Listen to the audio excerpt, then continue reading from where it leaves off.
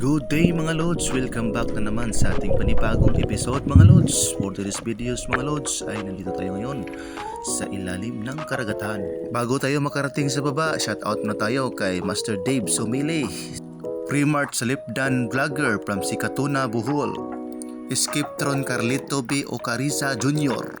from Kalamansig, Sultan Kudarat Province. Shoutout sa iyo Lods. At kay Jeffrey Tambisipong, shout out sa iyo Brad, silingan ako ni. At shout out din kay Andrew Sinining from Libertad Island Garden City of Samar. Shout out sa iyo Lods.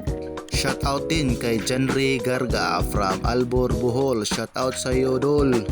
At dito mga Lods ay pumisto na tayo dito sa isang bato. Kantel po ito ang pinustuhan ko, pangpang kumbaga kung sa Bisaya pa bakilid. At may nakita ko isang dugto na mga Lods.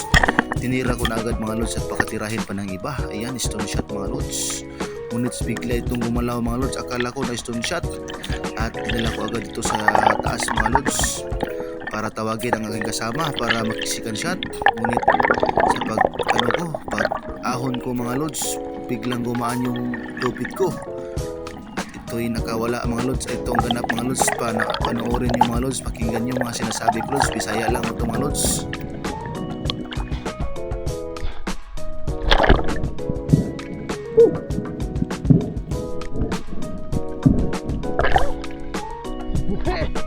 Tugtot.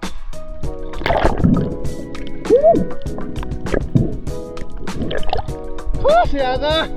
Nakabuhi. Dugtot. Tugtot na. Kabuhi gipugan po na hoy. Oh good. Siya ka eh. Ang video diri. Pero kayo magtira. May pag ako gibiya ako ragikuan ba? Pasagdan. Langkat to ba? Ha? Bago talaga eh. Ano bugto man?